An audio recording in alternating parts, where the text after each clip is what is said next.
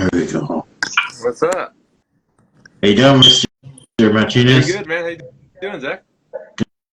Good, thank you. All right. I guess we can go ahead and get started. I guess. Yeah, man. Whatever you want to do. Yeah, absolutely. I'm here. What's up? So, do you play? Do you play Okay. Zach? Do you play drums or instruments at all? I do. Started percussion fourth grade. I've been playing since then. I did band in high school, middle school. I was gonna join a marching band, but I didn't have time to. Oh, So yeah. sweet. All right. So I guess we can start. Yep. My first question to you is, how did you first get into drumming, and who were your biggest influences? All right. So, it starts off in school. I was in. Drums wasn't my first instrument.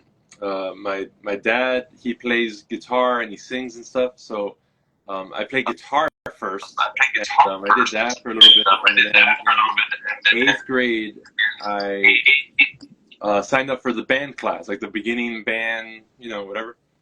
And what's funny is that I signed up to play trumpet.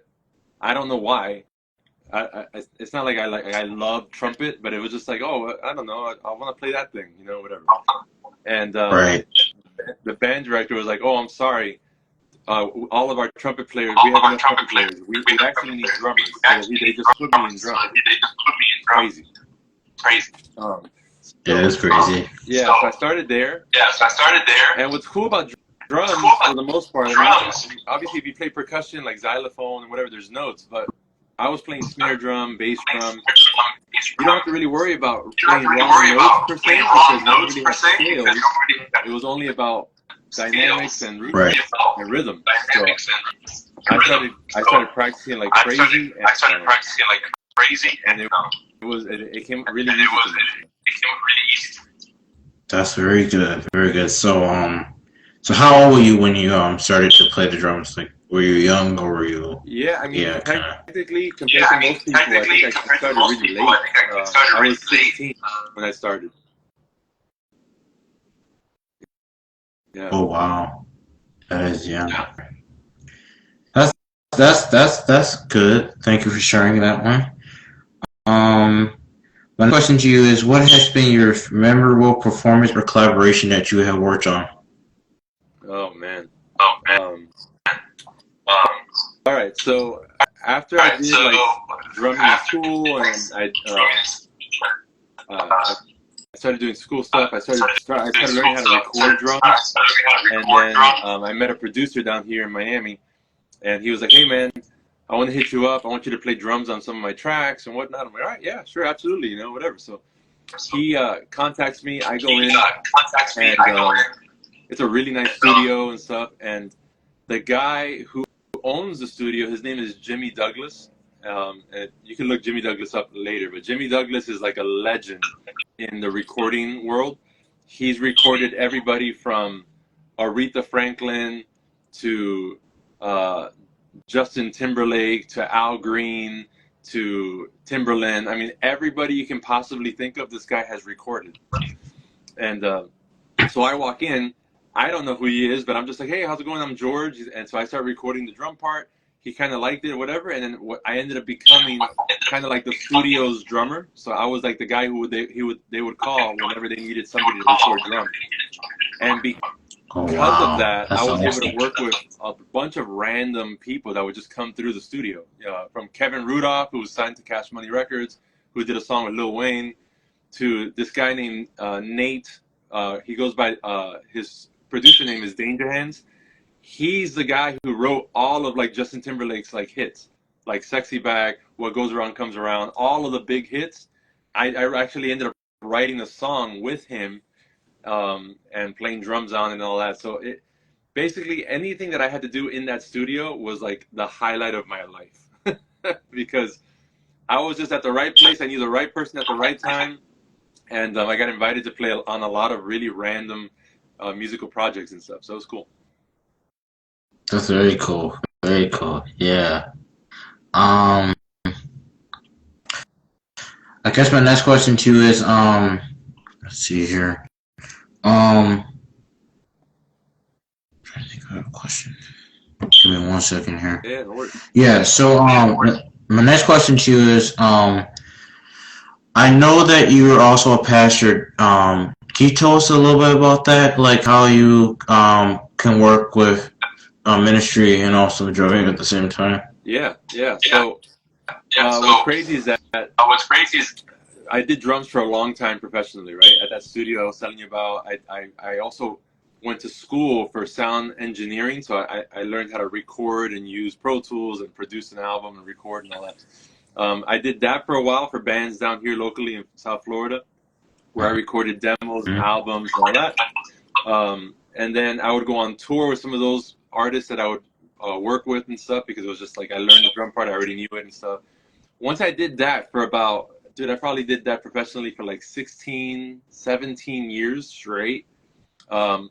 Then something started shifting in the recording world, where everybody can get really good sounding drums right out of their laptop. You know what I mean? Like you can just buy a sample pack, you can just buy a little thing, and all these programs were getting so good at getting really good drum sounds that I was starting to get calls less and less and less for actual live drums, because number one, it's expensive. You got to pay for me, you got to pay for the time at the studio, all the mics and stuff, and you got to make sure you record it right. The drums have to be tuned right. So people were just like, oh, I could just set up my whole drum set right here, boom, boom, boom, boom, boom, and it sounds great on the record, you know. So I started realizing, I'm like, you know what, I think this, like, I think this whole studio drumming thing is probably going to either get really, really like slow, and I'm probably not going to be able to support myself, you know. And so I was just like, man, what do I do? Well, at the same time, Right. I was playing drums at my church here locally in Miramar, Florida, and I had to get another job. So I was like, you know what, let me just get a random job. I got a job at a warehouse doing, I don't know what, it was like for like fabric or whatever. And at the same time that I was doing that, I was interning at the church, and I was just there to serve them any way that I can, help out, shadow people if they wanted to go to, like, to a funeral, to a wedding or whatnot. And I was just trying to learn the ropes of what ministry is like. Well, the senior pastor there saw how, like, my attitude and my work ethic and all that. And he's like, hey, I think we want to start you onto this program, and it's a program that's going to lead you to being ordained as a pastor, to be the next one of the next pastors on staff. And I was like, me, a pastor? I'm like, no, I'm just a drummer, man. I'm just a musician, you know. Like, like, it was weird. But they said, you know, they saw something in me, and they're like, we really think that you have what it takes and stuff. And I'm like, all right. So then I started reading the book, studying. I went to school and all that. And then about 2.5 years later, I got ordained to be a full-time minister at the church. So I had to kind of make a decision, because getting called in the middle of the night to go to like a recording session, but then getting called in the middle of the night to go pray for somebody, or somebody's in the hospital, or somebody just died, and there would be a little bit of a conflict there, you know. So I decided at that point that I'm like, you know what, let me take a break from the drumming and just kind of like focus on the ministry side of things. But what's interesting is they gave me, I wasn't just a regular pastor, I was the worship pastor. So I'm in charge of all the music at our church. But not only that, I'm also in charge of developing new musicians, which is great, because that's what I kind of do on the TikTok and Instagram side of things. I help drummers get better. And so it ended up being a really natural fit. And so I work with a bunch of young, like from 11 years old all the way to like adults. And I help train them to be kind of the next generation of the church's drummers and musicians and all that. So, and that's what I've been doing for the last 12 years now, which is crazy. Yeah. Wow. Wow, that's amazing. I know, it's crazy.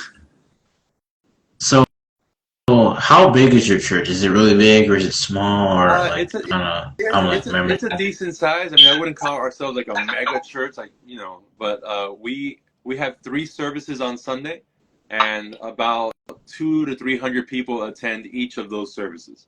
So, you know, more or less about 900 to 1,000 people, more or less. Okay, so are you considered like Baptist church, Catholic, or what do you guys consider in terms of? Technically, would be like we're kind of part of the Calvary Chapel movement out of California.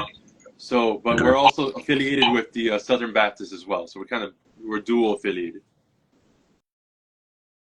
Okay, so what's your favorite scripture from the Bible, since you read the Bible a Ooh, lot? man, that's great.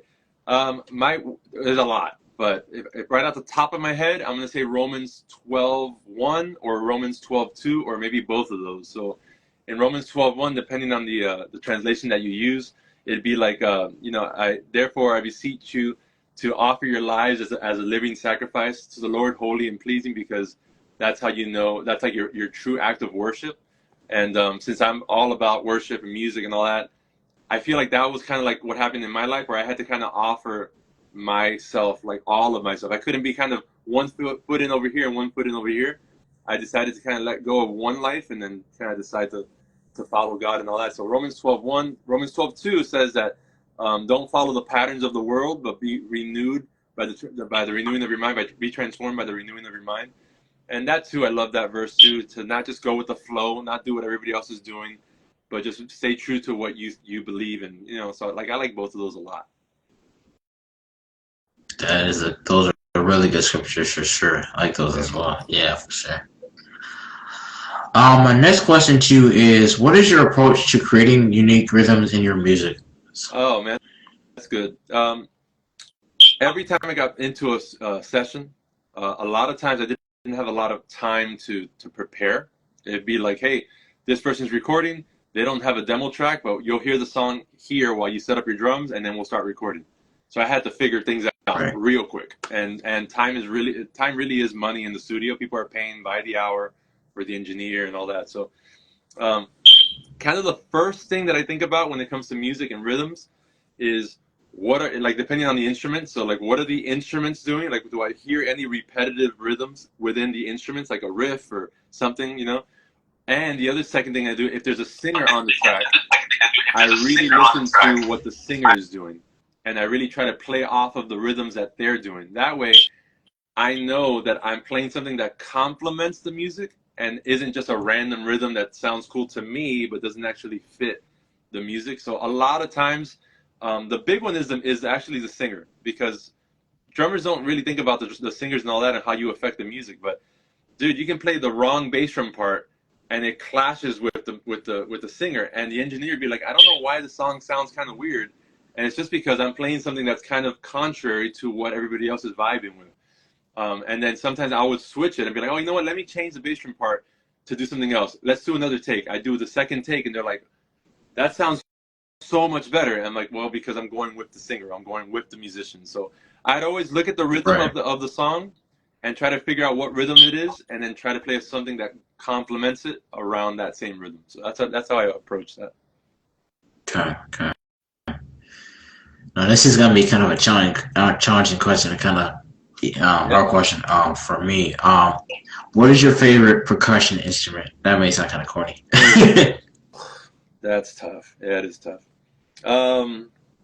Wow. I guess the biggest thing, the problem is that I went through like drumline and marching percussion. I did orchestra as well, and then I did drum set, jazz, and all that. So like I know so many, like I played so many different instruments.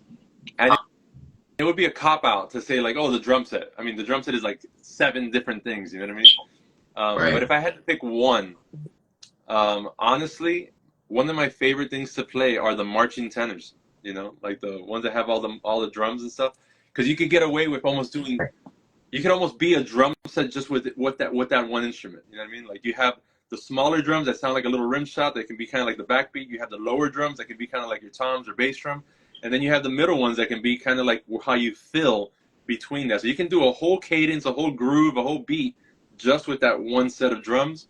So I think that's probably one of my favorite.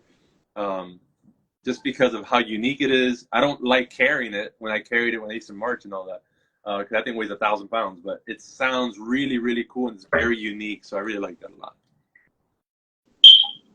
Okay, that's good. Now, I did see one of your videos recently about you went to this fair about a month ago. I can't remember what fair it was now, but I think I put that on your story, I think, once. What would you take away from that fair? Drum. Yeah, it's called PASIC. It's like a conference that happens in Indiana. Yeah, conference. Yeah, Yeah, yeah. yeah. And man, too much to take away. I was really contemplating. I was thinking about like because there's a couple of big conferences that happen. PASIC is one of them. And then the other one is called NAM. NAM is happening soon in California. PASIC happens in November. And so I remember asking everybody on my pages and stuff like, hey, like where should I go? Should I go here or should I go here? And everybody, and even the big influencers, like the big guys that I follow that I'm friends with and stuff, they were all like, you need to go to PASIC. You need to go to PASIC. And that stands for the Percussive Arts Society. And so like it was number one, it was really cool because it's only drums. There's no other instruments. There's no other technologies or other. It's a conference 100% about drums and percussion from all areas, from world percussion, from everywhere in the world, from hand percussion, marching percussion, everything. And the biggest takeaway that I got from that was that everybody, no matter how good you are, no matter how if you're a beginner, if you're just starting out, no matter if you are a drum set player or a marching band player, or if you're into jazz or if you're into heavy metal, every single person that I met at that conference had the same exact goal that I have in personally, which is just to get better, to be better at this instrument, to learn how to be better and be more efficient, just get to the next level in your playing. And I thought that was really humbling, man, because I got a chance to meet some of my drum heroes, like legends, and I was just like, what are you working on? He's like, oh, I'm still working on my paradiddles. And I'm just like, you got to be kidding me. You've been playing paradiddles for like 50 years. He's like, no, every day I'm still working at it. I'm not there yet. And that was really really encouraging to me, because sometimes I beat myself up about oh, I messed up here. I'm not playing that great today. Maybe I should take a break or whatnot. And we're all in that same boat. Everybody is just on the same path of trying to get better and better at their instrument. So that was really cool. That's really cool. So I heard you say you met some legends at the conference. Who did you meet, if you don't mind me asking? Yeah. I met. There's a drummer named Thomas Lang. He's I think he's either German or Austrian. He's definitely from Europe, and he is an absolute beast of a drummer. He's been around the scene for a while, and I got to meet him actually backstage while he was setting up, and man, he was like the nicest guy. He actually he just wanted to know more about me. Like, he's like, oh, forget about me. Like, what about you? Like, what do you do? I'm like, oh, I do rudiments and stuff. He's like, oh yeah, and he was like genuinely really nice. I met him. I met a country drummer named Jake Summers. I met a guy named Peter Erskine, who's like a jazz legend. He's a legendary jazz drummer. He's been playing for like 40, 50 years. I met him. I met, I'm just trying to think off the top of my head. Oh, man. I mean, I met a lot of guys that are like on Instagram. So like there's this guy named Greg Hersey. He's like the guy that does like the Dougie beat on like the big percussion thing. I don't know if you've seen that guy. He has like curly hair. He's on a big stage. I met him. I met Scott Johnson, who's the drum instructor and caption head for the Blue Devils drum corps drum line. He's like a literal legend for me in the marching world. Pat Petrillo. I met Roger Carter. I met Jeff Queen. I mean, I met all these crazy marching guys that I thought I would never have an opportunity to ever even like be in the same room. And dude, we were having conversations for like 10, 15 minutes, and some of them had seen my videos. I was like, yeah, right. You know what? That's crazy, So it was really cool. Like literally, they're just walking around. There's all this gear everywhere, and it was really cool. That's really cool. Really cool. Yeah. My next question to you is, what is your hardest rudiment you have ever played, growing up or now today? Man, I'm gonna say there's a lot. There's a lot that I still can't play. So like when I went to that conference, I picked up a book that has like 3,000 like hybrid rudiments. So like I have a long way to go. There's a lot. But as far as that I know how to play that I think are really hard, I think inverted cheeses. That's a whole thing. That's like a flam. So a flam tap, which is a lot easier, is you play a flam 2 notes at the same time, right? It's gonna be right, right, and then left, left, right, right, left, left, right, right, left, left with a flam. So now an inverted flam tap is instead of doing right, you're going to do a right flam and a left tap. So you invert the sticking. So it's right, left, left, right, right, left, left, right. So that's an invert. Now you have to put a diddle on that flam, that first note. So it's right, right, left, left, left, right, right, right, left, left, left, right with the flam. And at first, if you do it slow, it's not that big a deal. But as you get faster and faster, you're like, oh, wait a second, what's going on with my hands? Why don't they work? Wait a second, uh-oh. So an inverted cheese is probably one of the harder ones, and then another one that's actually really hard, at least for me, to get clean and fast is like a flam paradiddle or flam paradiddle diddle. Those are always going to be tough because once you add a flam, the whole game changes. Like oh I can play paradiddles. Oh yeah, play a flam paradiddle. Oh crap. Oh, I don't know about all that. I don't know about all that. So yeah, I mean probably the inverted cheeses and the flam paradiddle for sure. Those are, I tried to do one of those before, and it's like, I don't know. So those are hard for sure. I'm working on it though. I'm working on it. So yeah, I'm working on it too. Hey, we're all working on it. Right. So, my next question to you is, how do you prepare mentally and physically for a drum lesson or a session, studio session, basically? Yeah. So I'm a huge. I mean, my whole channel is all about the practice pad and practicing and stuff like that. So I'm a huge advocate for making sure that you warm up for a long time. Like you guys, you know, you'll be scrolling on Instagram, you see a video of me, and you're like, man, okay, cool, wow, look what he's doing with his hands. But what you don't see is the hours and hours before of me making sure that I'm warmed up and ready to be able to record some of these videos. You know, so a lot of times I do a lot of stretching, a whole bunch of stretching. Again, I'm older now, so like I just can't. I mean, I can pick up a pair of sticks and kind of do my thing, but if I want to actually sound really good, smooth, musical, and all that, and not have to worry about it, be out of my mind, and not be thinking about like my ability and be confident in my ability, then I'll spend at least like a good 30, 45 minutes of just warming up my hands, getting the blood flowing, stretching like crazy, and making sure that everything is really nice and loose. And I'm preparing, you know, like to do whatever it is that I got to do. Like I wouldn't go outside right now, cold as it is, and go, hey, I'm gonna go run a marathon. That's not gonna end very well, right? Because you have to you gotta slowly get your body ready to do that. So what I probably do is stretch, maybe go for a walk before I go jogging, and then try to go as far as I can. And it's the same thing when you pick up a pair of sticks. You can't just play something cold. You got to make sure that everything is warm, because not only will you execute things a lot easier, you'll get out of your head, and you'll have a lot more fun doing it as well, because you're not second guessing yourself, you know? Right, for sure. So now I'm gonna ask you some personal fun questions, if you don't mind. First, the question is not on this list, but I know you said you live in Florida, right? Is that correct? So how many hurricanes have you witnessed or been through on a yearly basis? Yeah. Well, in my life, they don't always hit, like they always hit different parts of Florida, you know. So I'm like I'm closer to Miami. We've gotten really lucky, like really lucky. Florida got hit like crazy, but on the West Coast, right? So a lot of times you look at the hurricane hitting Florida, you're thinking like, oh, everybody in Florida is dead, but it's not. It's like the core of it is where you see a lot of the damage. Where we're at, we barely felt any of those. So since I've lived here my whole life, wow, I've gone through, I'd probably say about 6 or 7 hurricanes, maybe 6, maybe closer to 6 probably. Andrew was a really bad one. That one really destroyed a lot, but again, it was way further down, about 30, 40 miles. And I know it doesn't seem like that's a long way, but for a storm, it's really, you get a lot of there was a lot of damage and stuff, but like we kept our houses and stuff, but where it hit, all the houses were gone, you know? So like I said, we've been really lucky, but yeah, about 6, probably 6 hurricanes total.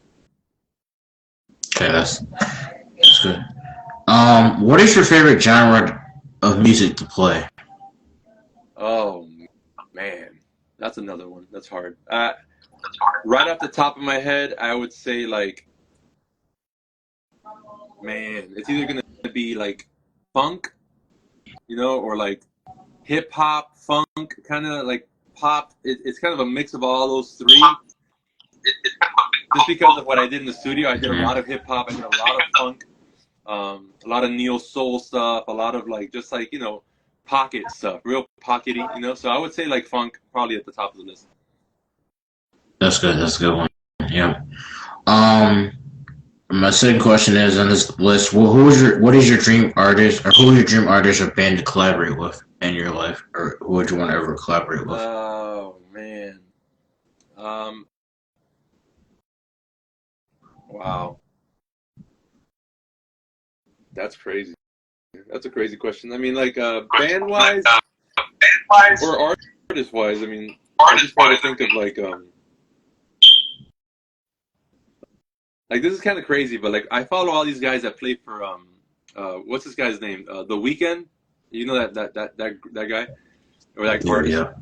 If you don't follow his drummer, that guy is unbelievable. And when I look at what he gets to do on a weekly basis, I'm like, dude, I wish, like, just to be able to play. And his stuff is like pop and straight up, and it's not that big of a deal. But he gets to go off. He gets to go off a lot, even though the music is very simple. When you go watch these artists live, the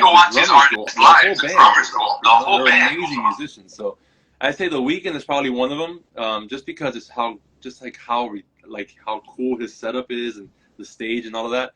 But honestly, either that or like Justin Timberlake, like his bands are always unbelievable. His shows are like insane. Yeah, that's a good one. Yep. My last two questions for this interview are the first one is, what is a little known fact that friends might be surprised to learn about you?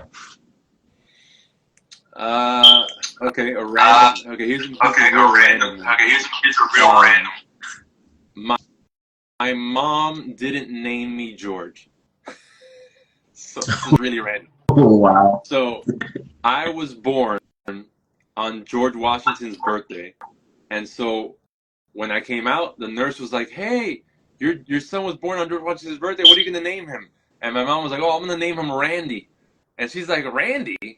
Like, you can't name this guy Randy. He was born on George Washington's birthday. You should name him George." And my mom goes, "All right," and that's it. That's how I got named. I'm like, what the heck? Like some random person, some random nurse somewhere in Miami was like, "Why did you call him George?" So anyway, yeah. So my birthday's on February 22nd, which is George Washington's birthday, and that's why they call me George. But yeah, crazy. That's crazy. Wow. All right. And my last question to you is, if you were not a drummer, what career do you think you would want to have besides pastoring too? Yeah, well, besides pastoring, besides what I do now, I probably, honestly, my favorite place on the planet to be, just because of creativity and being able to like make something out of nothing, was in the studio, and specifically like recording bands and making a record. So I would say being like a producer or like an engineer would probably be like the next dream job, because I just like the challenge of like having a band come in and making them somehow sound bigger and better than they actually are. You know what I mean? Just like making them go to the next level with their recording. And I did that many times with artists that they were just an artist that played guitar and sang. And then I added drums, I added bass, I added a whole production to it, and they were just blown away. They were like, I never thought my song could ever sound like this. And I really loved being creative with the way I would mic stuff, and it was really cool. So probably that, like some kind of sound engineer or producer. Okay. That's cool. Well, I think our time is up here. I think it's after 10:15. So, unless you have any more questions, I appreciate your time. Yeah, thanks, Zach. I really appreciate you, man. Thanks for the opportunity. And like, I see that you do like a lot of weather stuff, right? So you're like really into the weather. Yes, I am. I've been doing weather since high school, 9th grade year. That's one of my dream jobs that I want to have one day, to be on TV as a meteorologist. So. Are you going to study that? Yeah, I'm trying to sign up for community college right now here in my area. I haven't finalized the application yet, but I'm working on it right now. So. Yeah, man, do it, bro. Like it's obviously you have a passion for it, and I'll tell you the same advice that people told me a long time ago. It's like, listen, most people walk around in life not knowing, not having the passion for anything. They just kind of roll with the punches. They just kind of clock into their job, clock out, live their life, and then that's it. It's not very exciting. Most people don't have something that they're super passionate about. The fact that you found something that you really, really enjoy so early in life, dude, go head first into that, because you don't know. You might be the next guy to be able to like predict, like how hurricanes affect certain things. You just don't know. You could be interviewing me right now because of drums, but I could be talking to the next like crazy meteorologist that's going to change like some kind of like technology in the future. So, I would say lean into that as much as you can, because obviously God gave that to you for a reason. Run with it, man. All right. I appreciate that advice. I really do. All right, man. I appreciate your time. Thank you so much. Yep. Have a good one. Have a good one. You too, man. Bye.